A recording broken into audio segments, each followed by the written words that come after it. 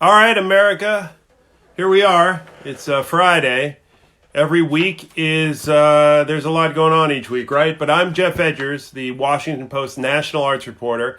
If you've ever stumbled upon this, my apologies. But today we actually have a real treat. Beyond me, we have the amazing Ann Wilson. Look at that. Look at that.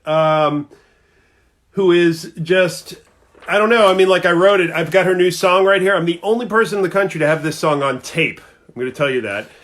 It's backwards because, everything on Instagram is backwards. But what that says is, it says Ann Wilson GOAT. Because she is the greatest of all time. That voice, it's like insane. All right, so let's see if we can invite her in. You know the drill. Go over here. Ann Wilson. My wife tells me that I need to remember that while I'm doing this physical act of inviting someone in, that I need to be conscious of the fact that my face can be seen. So no like weird mouth movements or like, don't, all right, we're still looking for her. She's out there. I know it, for God's sakes. I hope you had a good week.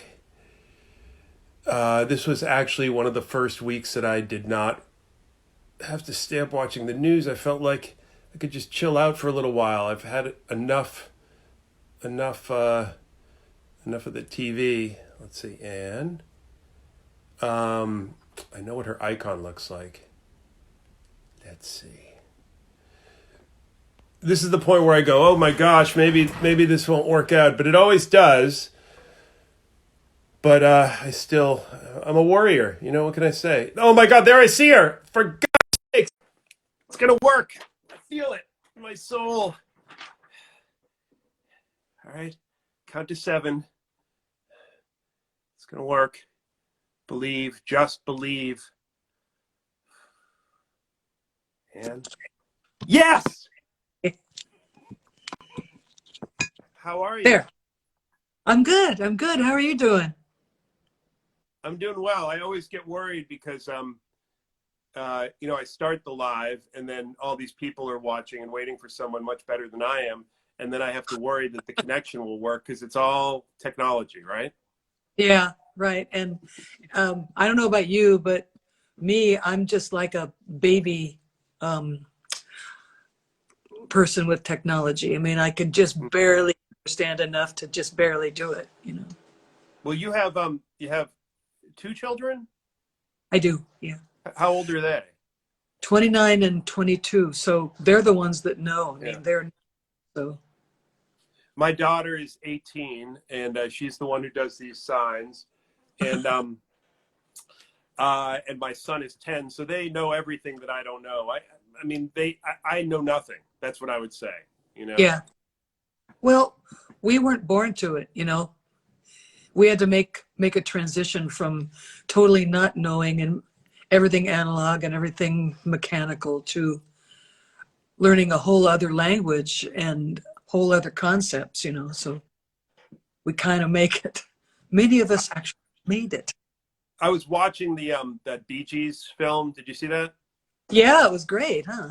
And there's that point where the drummer like had to go away for a little while, and they came up with this thing where they spliced his drum beat over and over, and they recreated it, and it was so funny to watch tape, like in the same way that I think of my predecessors in this field sitting at a typewriter and just manually going through it, but they wrote beautifully, Yeah, better than I do, so I mean it worked. yeah, it did. And it was probably, in their case, it was probably a first, because that was when the Bee Gees were making all their hit records. It was long before things like drum machines and synthesizers and stuff like that. I mean, Yeah. when that was probably for the song Jive Talkin', right? Or I think any, it was when they were doing the record after that. I don't know the Bee Gees that well because I was right. born in 1970, and to me it was like all Saturday Night Fever, and it was played so much that I didn't pay attention. And that documentary made me go back and really appreciate all that like 60s stuff they did and the early 70s stuff and that Baroque pop Yeah. stuff. The Holiday and Words and all those songs that were just Yeah. so trippy, you know. And Barry Gibb too. I mean, that guy, he had it going on, right? Yeah, and then what must it be like to have been to the heights with his brothers and all that, and then to end up being the only one left, and Well, sort of Brian the Wilson, right? creator of their legacy, you know. Yeah, you think about Brian Wilson, and who would think that Brian Wilson would be the last Wilson brother, right? I mean, really. Or that Um, Keith Richards would still be alive, you know, like right. everyone had this list of who's going to go first, you know, and it's seldom right. Last night, my wife, I told her that you were going to be on here, and she goes, for years, I've been trying to get you to show me that Brian Wilson thing again, because we watched that when it first was done, and just so we finally found it on YouTube, because I don't remember what year that was, but it was like a DVD we had, and where are DVDs? But your performance with your sister of Good Vibrations was just crazy, right? Yeah, that was an amazing event. You watch the people at the end of it, and it's I mean, there are lots of famous people, but then there are people like from whenever that was done, I don't know, 2004 or whatever. But then there are all these bands that were like really popular in 2004 that were like, who are they? You know? Right. Yeah. Yeah. And then there were people like Vince Gill, you know, singing "The Warmth of the Sun." You know, it just sends shivers up your spine. It was a really cool event. Yeah. Who thought of? I just wasn't that familiar with Vince Gill before that, and it's like a voice that you cannot imagine. And also, I just wouldn't have thought of him doing that song, but he hits it perfectly. Yeah, yeah. Like I was standing on stage watching that, you know, off stage watching that, and that's when he and his wife had a brand new baby, and so he was standing off stage waiting for his turn to go on and sing "Warmth of the Sun," holding the new baby, and then when he had to go on, he just handed the baby to his handler and went out and did this amazing job and just brought everybody to tears, and then came back off and took the baby again, and was like a matter of course. But it's just a beautiful moment. I'll never forget it. And you know, today is an exciting day for you because you have a new song you're releasing. I don't know if you saw, but I have the tape right here. I've got to turn the camera on because you can't see. There we go. Ann Wilson, GOAT, greatest of all time. I'll admit that I probably made this, but on the bright side, we're going to play it later on because it's a great. It really, the best way I describe it. I'm not a rock critic, but it reminds me of a gospel song, and it's just beautifully done. And every time I hear your voice, I go, "Oh my God, where does that come from?" Thank you. Yeah, it's Tender Heart is I guess if you wanted to put it in a genre, you could say it's kind of like a soul ballad. And when we were mixing it and everything, recording and mixing it, my challenge was to see how much I could leave out. You know, not to just pile everything on and make it be a big production, but how spare can it be, you know, just so that the words and the emotion took center stage. Yeah, I don't know if this even makes sense, but I remember reading about Louis Armstrong that he was so his horn was so powerful that when they were recording in the olden days, they were all like huddled around a big horn, and he would have to like stand in the back of the room. And I wonder, with your voice and the ability to move from something so soft and perfect to something that just blows the world away, is that something you've learned to figure out, or when you were first singing? I mean, did you get up on stage and kick into something and suddenly everybody's like, ah? Up on stage, of course, you know, you have a microphone to sort of neutralize the reality of the physicality. That sounds weird, but you can go up and you can sing incredibly quietly into a mic really close, and it'll seem huge.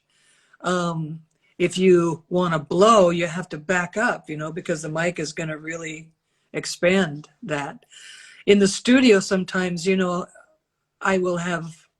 forget because I get carried away with emotion. And so whoever's in the control room will say, could you just step back from the mic a little? Because, mics are delicate. You don't want to make them overload, Do you is there, and again, I'm not a musician, so I'm just kind of trying to figure out how to say this in plain language that I understand, but in the same way that I watch incredible musicians, like I'll watch some amazing guitarist who can play as fast as anything and has all the chops, but will play an incredibly tasteful solo or lay back. Is there also something you've done over the years where you figured out, like, I have this rare power, I need to use it sparingly or for effect? Yeah. I constantly learn that because my true nature is just explode all the time. I mean, to go for it. And all passion must be intense. Things have to taste amazing. They have to smell great. Everything's got to be huge. So different producers I've worked with down through the years have usually said that to me. They've said, hold something in reserve, step back, be a little more, I don't know, gentle. Because then when you do blow, it'll really mean something. Yeah. By the way, I just want to explain this shirt. I'm wearing this shirt because we had Steve Earle on here earlier in the year. You see him over there? And I wore the same shirt. And as you know, because you recorded his song earlier last year, right? Yeah. What, were you a Steve Earle fan? Did you know him? Yeah. Yeah. I don't know him, but I am a deep fan. My husband and I are both, we love Steve Earle, and he's got so much range. I mean, from almost kind of trucker songs to songs like I Thought You Should Know, super romantic, sexy. And then there's the spoken word side of Steve Earle. He's just a great artist. Yeah, I agree with you. And kind of transcends any genre, really, in any way, and a great writer. So I've got a series of questions for you. One thing that's good for your fans is a lot of people ask if they can ask you questions. And as you can see, there's a little question thing there, folks. I'm going to try to get to all your questions, and I can self-edit them. So if I see something that I think is just a dumb question, I can just ignore it. But so here are a series. One thing I'm curious about, obviously people ask this all the time. My sense is that Heart is on a hiatus because of this virus that you and your sister intend to one day perform again. Is that correct? Yes, indeed. Yeah. We're in the same place that, all touring artists are in right now, is that we're coiled up and raring to go. Everybody's ready and really longs to get out and perform. But there's just no right to assembly right now. It's just so irresponsible to put a bunch of people together in a room right now until we get a better fix on herd immunity.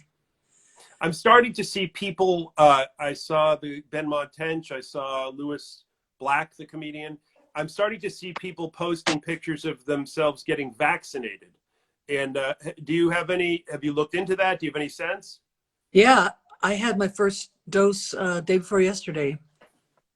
Amazing. That's great. Now, you'll forgive me. Is that because you have a pre-existing medical condition? Is it because you're over 65? How does that work? It's because I'm over 65, yeah. That's great. I'm living in Florida, so for whether you agree with DeSantis or not, on the whole, he decided to open up vaccination to everyone 65 and over. There's so many of us seniors in Florida that I guess, that's what he decided to do. And it was really organized. I was surprised. They called me up. I'd filled out a thing online that said, yeah, I want to come. My husband wants to come. We're both the same age. And so they called me up in the morning and said, okay, show up at the fairgrounds at 9:30 a.m.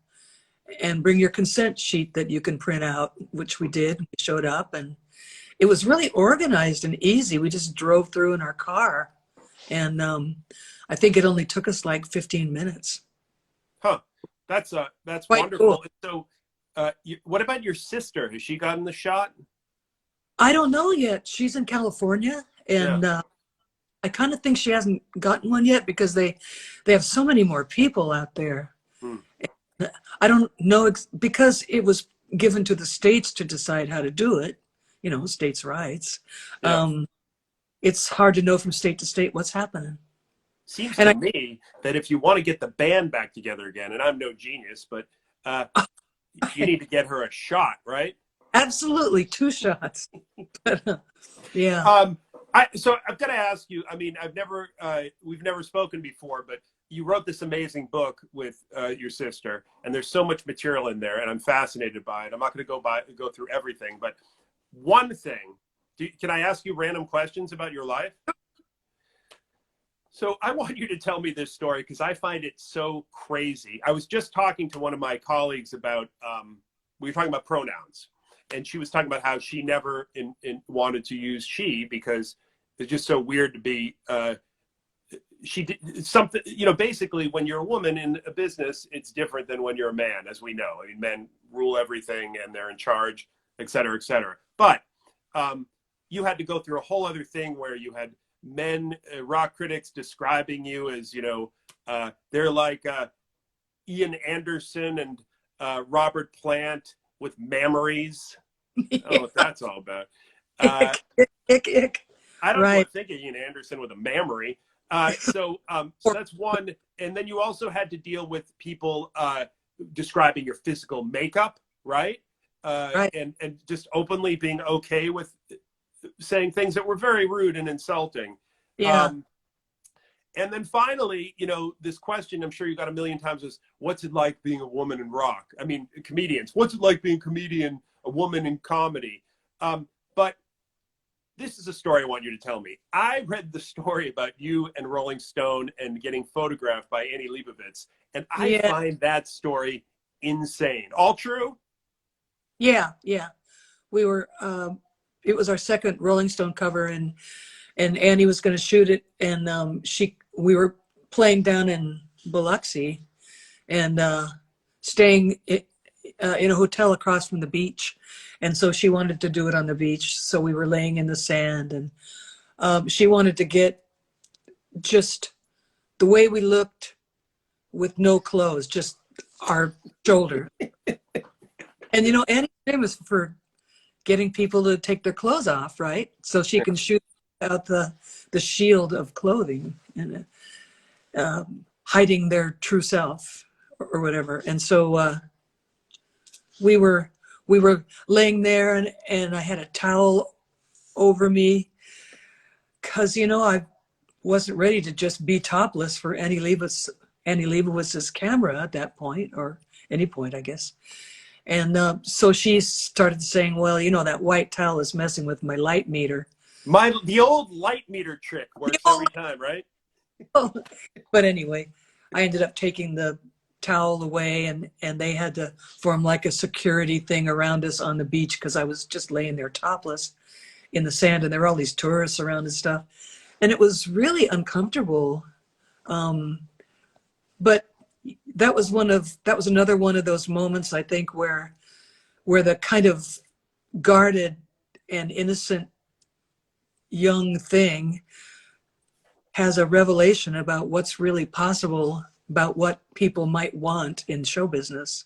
It's just it's amazing. I don't even understand how to process the idea that there was this desire to like sexualize you and your sister and together and on the cover of a major magazine. And I just don't think, she obviously was interested in doing that again because we remember that famous photograph of John Lennon, but Yoko clearly said, I'm not doing that.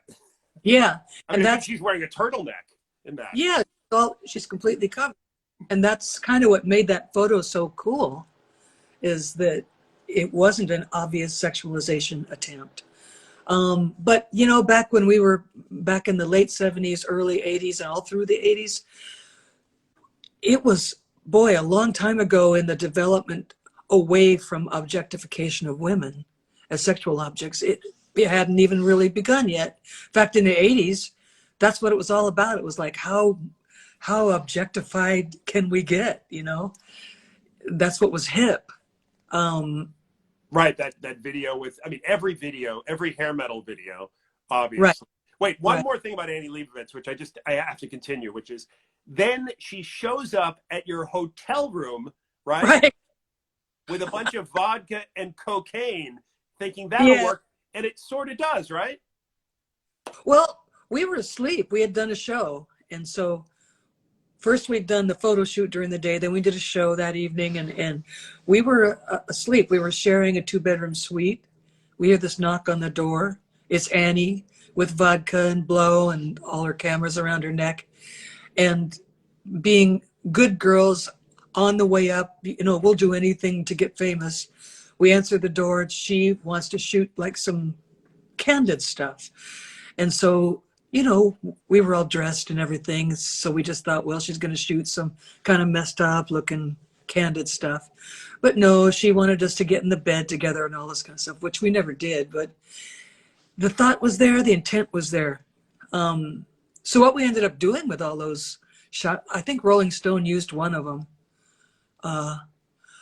But the rest of them, like the topless shots, just went into, I thought better of it, of just letting them just have use of them. So we got legal and they went into a vault thing where they can't be used unless we both parties agree.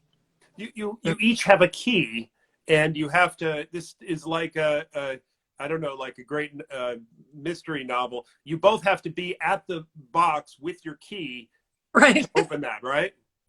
Right. And it's all because when I was 30 years old, I was too prudish to show myself topless. Probably when I looked the best I'd ever looked in my life, you know.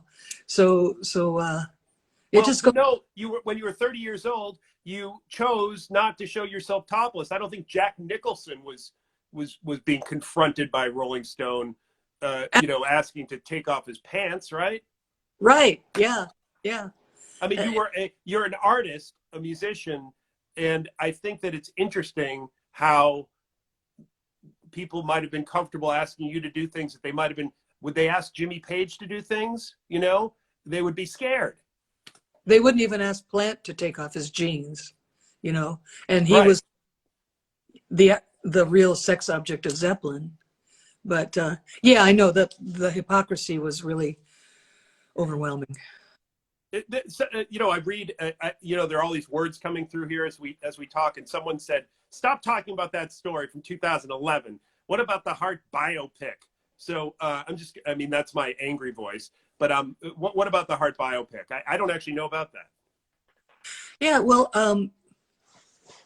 actually, they've asked me not to talk about it that much anymore. I kind of came out with it, and they went, "Hey, wait a minute. It's going to happen. It's just still in development. It's an Amazon deal, and Carrie Brownstein is writing it." And Ooh, yeah, did you read her book?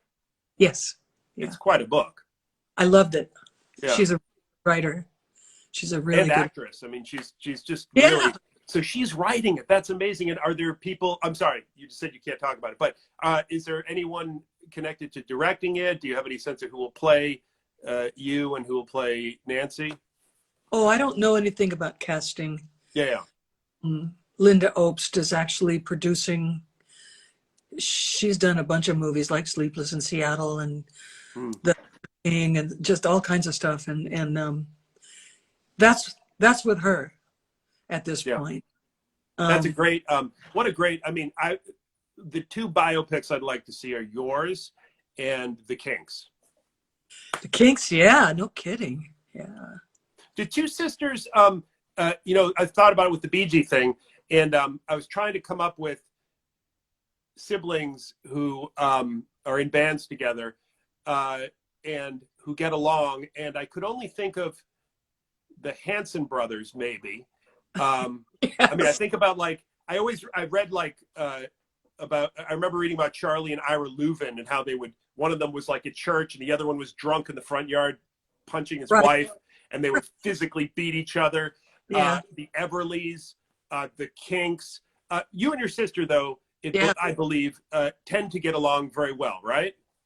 Right. Yeah. Yeah. I mean, you have to think about siblinghood realistically.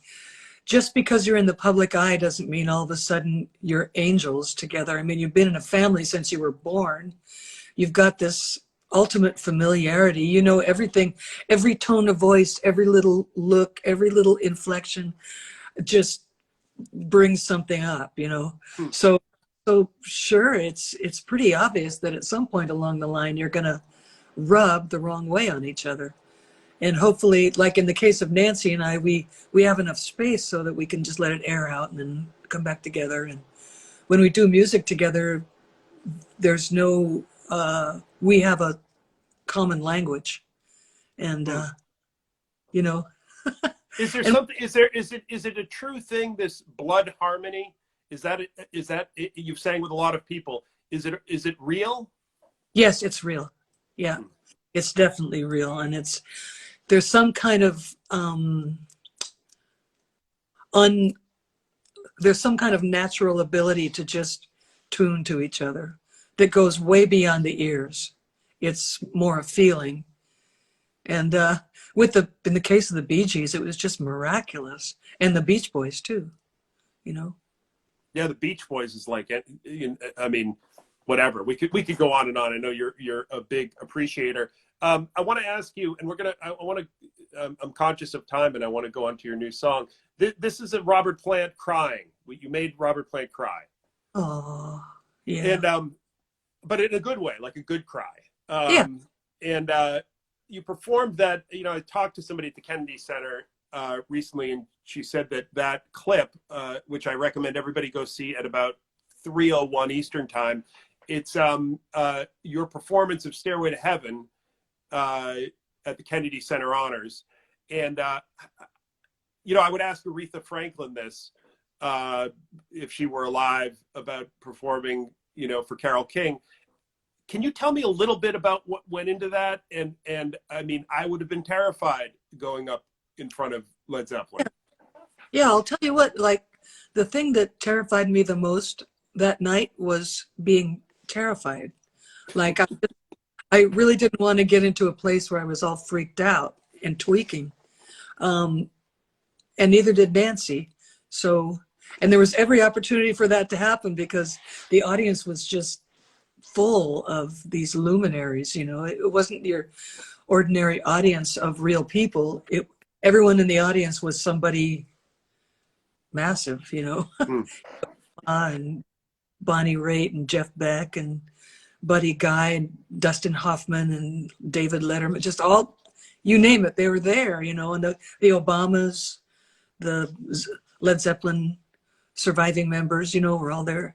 So I didn't want to just get tweaky, and I wanted to keep my eye on the ball. So I was able to call on my very entry-level meditational skills, and I just kept it calm until our part was over. And then it was okay to go, you know, sort of feel it and react. But we actually were quite calm and held it together during the actual playing of the song. Did you speak with them afterward, and what was said to you? Yeah, there was a dinner afterward, and we were together in the dining hall place, and again, just full of luminaries. And Plant came. We were sitting at a table very close to the Zeppelin people, and Plant came up to me and said, "Boy, you know, I usually really, really hate it when people cover Stairway to Heaven, because it's always wrong. But I like your version." And that was high compliment, you know, coming from on high to me, because there was never anything. I never wanted to disappoint them or let them down in any way. My job that night was to please them. and it worked. Yeah, it was an incredible version. I'm just going to tell you briefly. I had an experience. So Jimmy Page, I interviewed once, and it was such a bad experience that we ended up not running it. He was such a he was extremely nasty, and I tried everything I could, and it just failed. And then Robert Plant, I spoke to about a month after that, and for something, and I've never met a nicer person. I felt like he was going to invite me into his house through the phone to listen to records. And it suddenly dawned on me, I think I understand why these guys do not have a band together. Right. Yeah. Who knows what really went on inside of that little chemistry? But when John Bonham died, and that became a moment when they had to choose whether they were going to keep the band together, get another drummer, and potentially Zeppelin would become a caricature of its former self, or they call it. And I always respected their wish to call it. I did too. But when you're a real fan, I mean, I went and saw The Firm when I was 14 years old. I mean, anything that Jimmy Page or Robert Plant would do when I was a teenager, yeah. I would purchase it. It didn't matter what it was. I would go for it. Hey, let's talk about this song. So I've got a whole plan here. Okay. It probably will work, but we'll see. Now, I was nagging you to sing something because I just like to have you sing. Would be like, I had Yo-Yo Ma on here and I said, hey, can you play the cello? Are you prepared to sing anything, and what would it be? Well, I would have to sing a cappella, and I could probably just sing the first couple lines of Tender Heart, I guess. Okay. I mean, yes. Okay. Now, when you do this, okay, I'm going to do something really like just wonderful, sensible. And as you do this, I'm probably going to hold up your sign so that this will be the one we freeze up on the thing. Okay. Will that be weird? It's already weird singing a cappella over the phone to some guy you don't know in Massachusetts, right? But I'll hold this up. Yeah, but life is full of life's rich pageant, I mean, here we go. All right, here we go. Okay, you ready? I'm ready. When a tender heart breaks and the blood comes running down, the bleeding edge, the killing ache, red and purple on the ground. Thank you. People, there's hearts over there. You know what I mean? Because that's how it works. People are saying they like it. I'm going to try something. Okay? Can we do an experiment? Sure. So, as people know, I've got this. I'm going to upload it to the Russian internet as soon as we're done. This is my Ann Wilson tape. I've got this, and we're gonna give it a shot. I've done something. I'm gonna try to make my own little lyric video because I used my typewriter and I typed out some of the lyrics so you can follow along. Because this isn't exactly, this isn't like a Studio One. We're doing our best. So I'm gonna start this, and I'm gonna play it for a while because it's a beautiful song. Okay. Okay.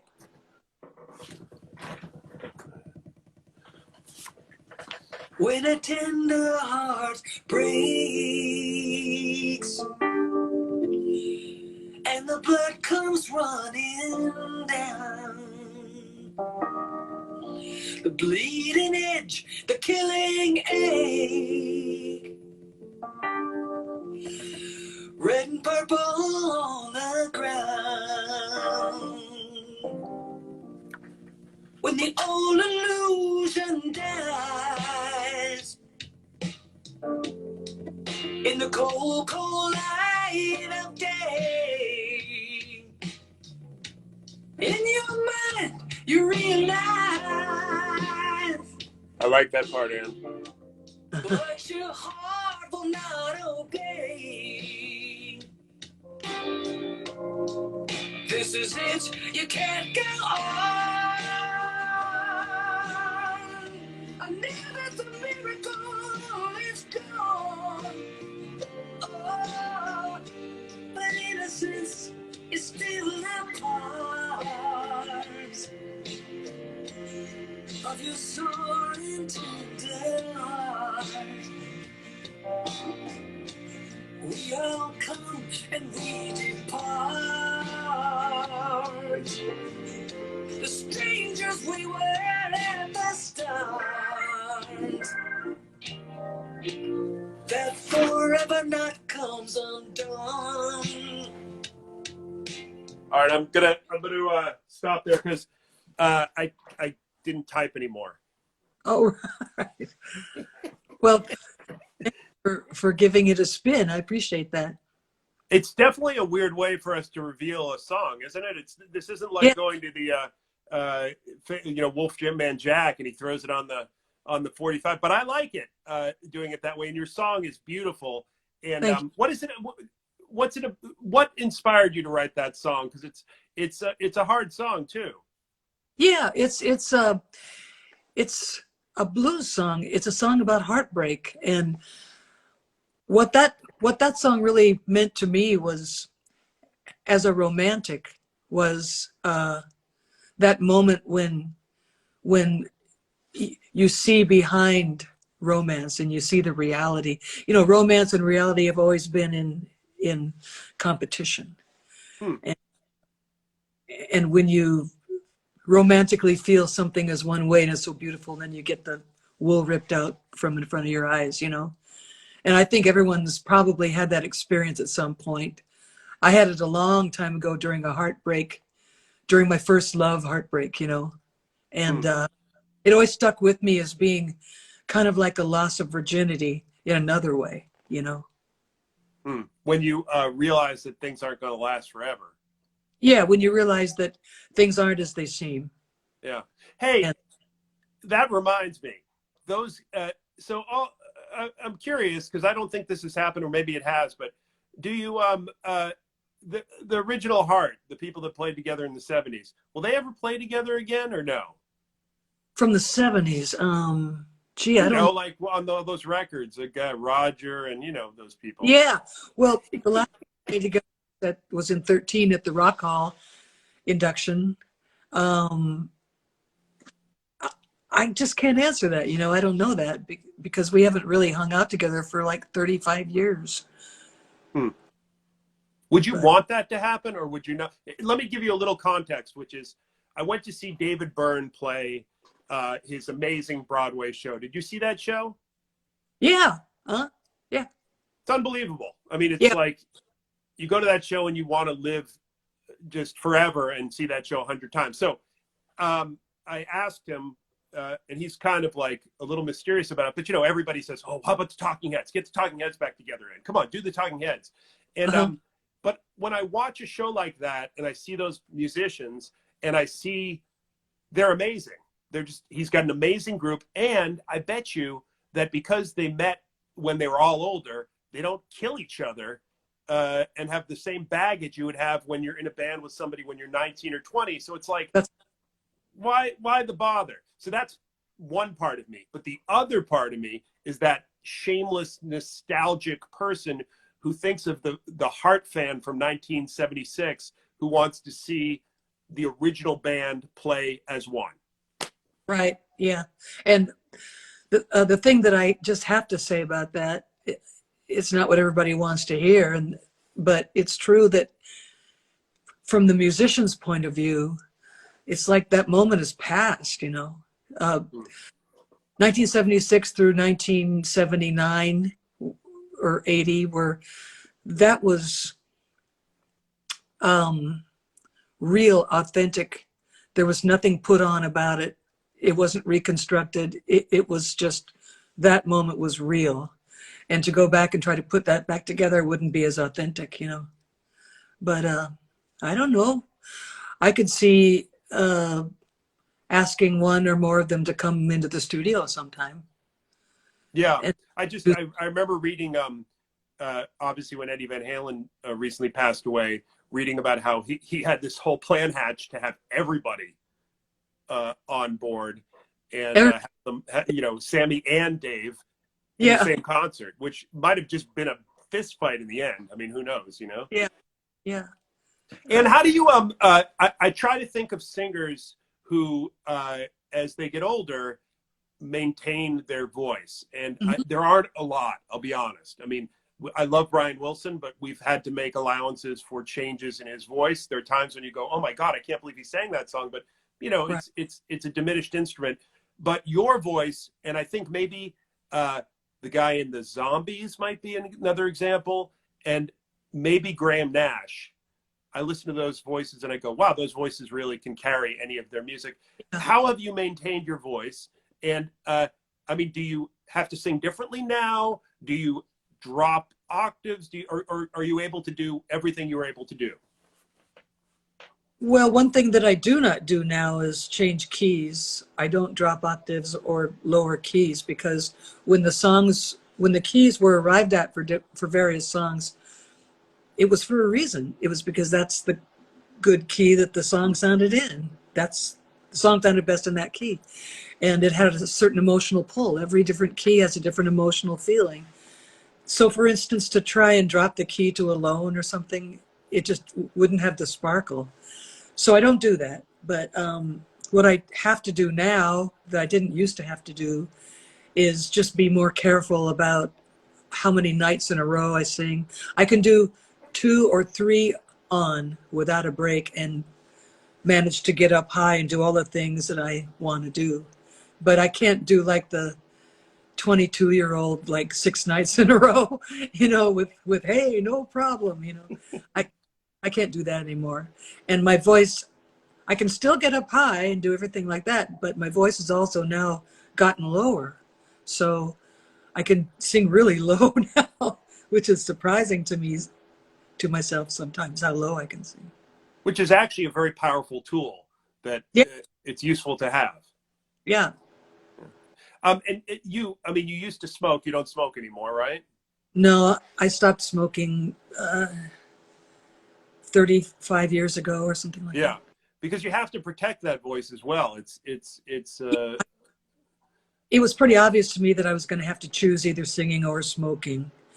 Some people can sing and smoke, but the way I sing, I can't smoke. So yeah. it was, Aretha did, from what I yeah, understand. She could just be smoking 2 packs a day, and that voice could still remain perfect. You know. Hey, can we take some questions? sure, yeah. All right, cool. Wait. People can. By the way, people, you have to explain to me. I think people can go to your website and can they enter something to like buy a vinyl copy? You know, I'll just tell you, I love records. As you can tell, I'm a weird person. So, how can people get a copy of Tender Heart and also The Revolution Is Now? Um, iTunes, Amazon, they can go to my website. Yeah, Are you doing it? Are you doing it in vinyl in some way? yeah.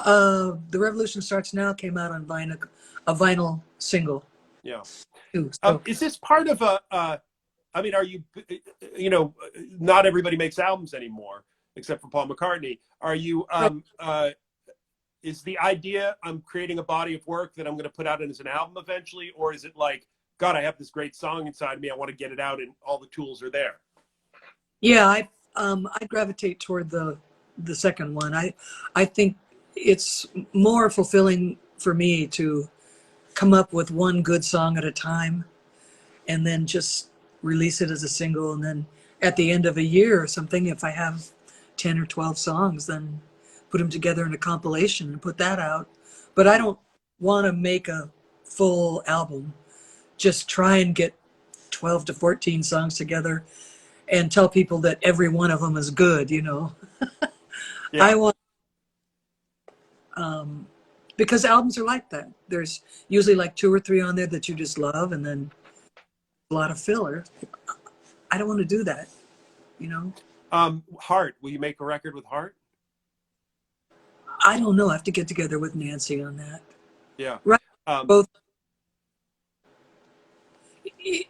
If we each came up with songs that seemed like Heart, yeah, I don't see why not. Somebody just asked how you feel about Putin. There's an example of a question. I don't Putin? think that's really yeah, Vladimir Putin. I don't think that's something that you need to answer, is it? Well, I would answer it if I knew what my answer was going to be. I don't think about Putin. Let's see. I'm gonna pull up some questions here. Uh, let's see what we have here. I got to take off my glasses because I'm an older fella. Da, da, da, da, da. Someone, this woman. I like this one actually. I'm sorry. Best financial advice for a 17-year-old. This is from Elijah. I mean, that's a little bit of a curveball. Do you have any financial advice for this kid? Financial advice for a 17-year-old. Is he working? Are you working? Well, this is like we can't have any back and forth. Elijah just has to throw it out there, and we got to sit with that question. If he has a job, I'd say put 10 cents out of every dollar into an account, but enjoy your life. I like that. Good savings. Use the rest. Savings are important. Let's see.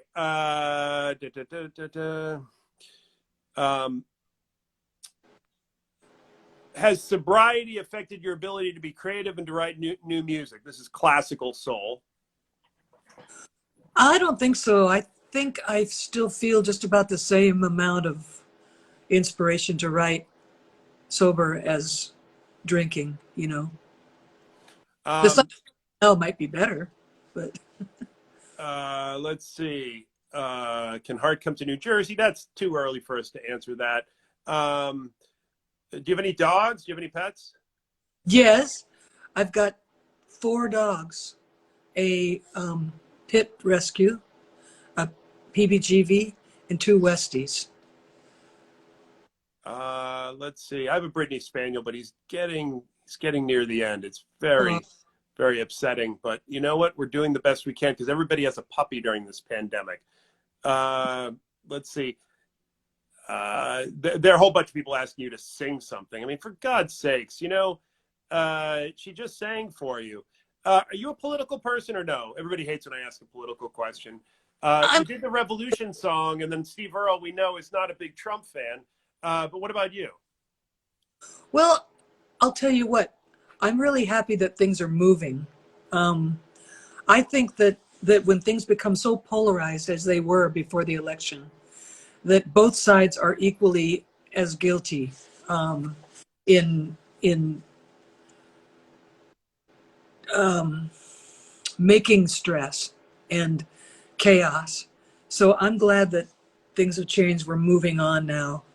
I won't say that things are just going to suddenly be perfect. I think there's a lot to do, and Biden has inherited a whole mess of stuff, not the least of which is the pandemic.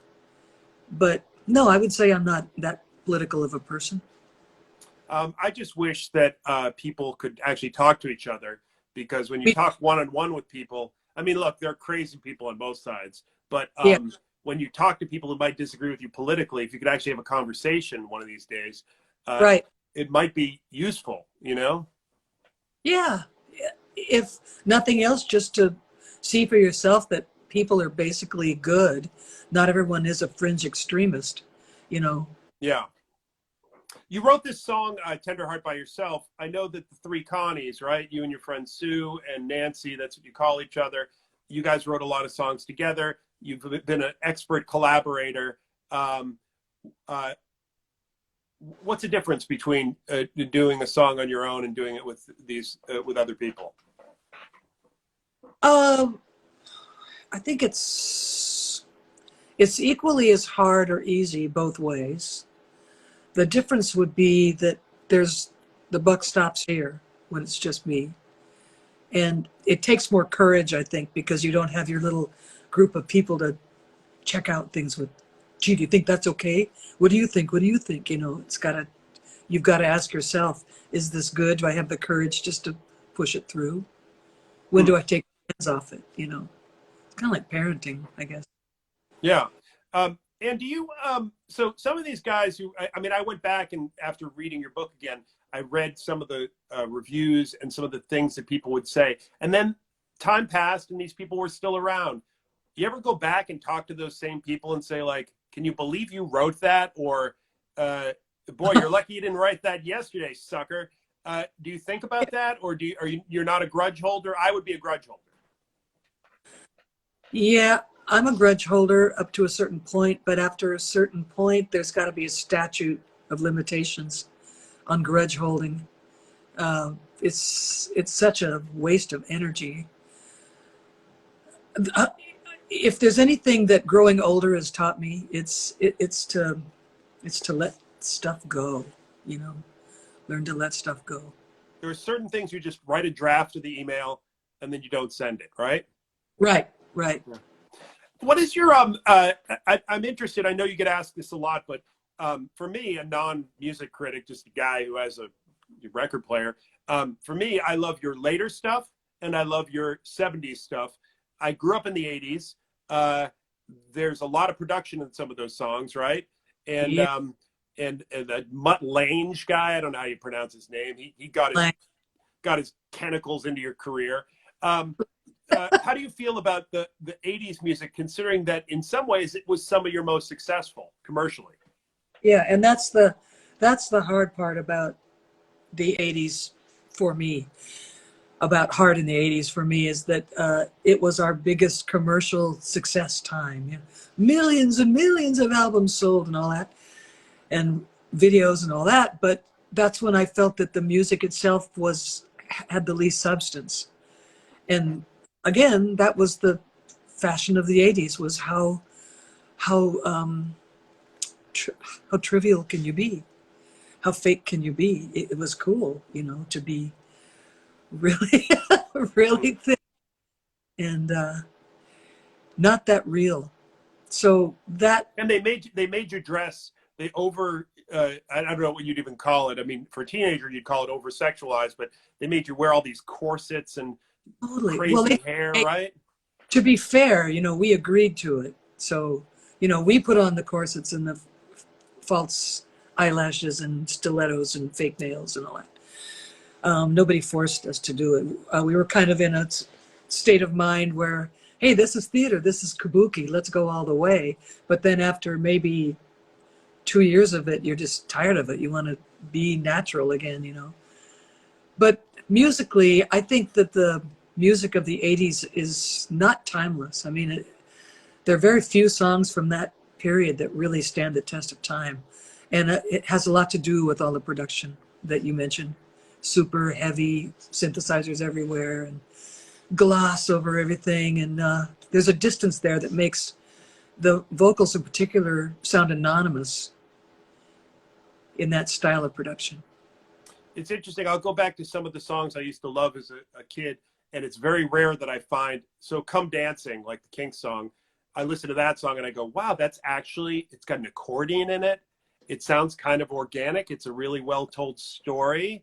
Right. And I'll say, that works. But too many of those songs were masked by synthesizers and weird processing.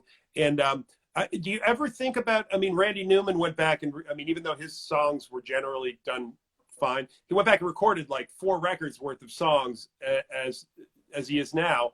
Do you ever think about going back and reclaiming some of those songs? And I mean, I know you do it live, but even like in a studio way. Well, there aren't that many of them that I think really hold that much in me. You know, I mean, I'm more of a lyrics person, and most of those 80s songs, and nothing against people that love them, but they don't really keep me interested, you know? Yeah, I hear you. I remember, again, not to go back to my youth, but when I was 16, and I remember Aerosmith made its comeback, and I'm from the Boston area, and I loved that album, Done with Mirrors, and I thought, oh my God, that's such a great record, but it bombed. And then they came back, and they had like song doctors come in, and they made Permanent Vacation, and it was a huge smash, and I hated them so much. I was like, this is the glossiest, most terrible junk I've ever heard. And Yeah. but meanwhile, that's what they had to do to get back, right? Yeah, yeah. Whatever it takes Yeah, mentality. whatever it takes. Hey, so we're at our hour. This has been fun, hasn't it? Yes. It sure has. It's been a whole. I really hope that we can. I hope that we can do this in person, and it'll be when we see you performing. Because I just, I miss that. It feels like a million years since I saw a show. Yeah, yeah, me too. It's been 14 months, right? What was the Something. last thing you saw? Do you remember? Last show I saw that wasn't me was I think I went and saw the Zombies at this little place here in Florida, and I really dug them. They were great. There's a group that Oh no, Rich. I'm sorry. It was Lucinda Williams. Yeah. Oh, Lucinda Williams. My God. Awesome. But I was going to say the Zombies. Whenever I see them, I go, God, why are they not playing in bigger places? How can they sound so perfect, which they Yeah. do, and a great underappreciated group, right? My last show I saw was Sinead O'Connor in Los Uh-huh. Angeles, and it was amazing. It was like ridiculous. Where did she play? She did this. I did a big long story on her, which I can send you, but she came back and did a series of shows on the West Coast, San Francisco, Los Angeles, not big places, but she's had a challenging life. But I'll tell you, when she starts playing, and she had this great band from Ireland, she's perfect. She Oh, you like Sinead O'Connor? yeah. Yeah, I Yeah. always did. Thought she was the real deal. She is the real deal, and Yeah. so she performed. I saw like 3 or 4 of her shows, and they were extraordinary. And then everything shut down, sadly. Yeah. Yeah. Just all of a sudden.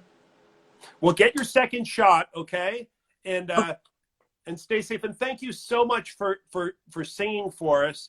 And folks, go to Anne's website and like buy whatever you can, because I mean I'm going to. well, thank you for having me. This has really been cool. It's fun. We'll do it again, okay? Yeah. Okay. See, Bye. see ya. Bye, everybody.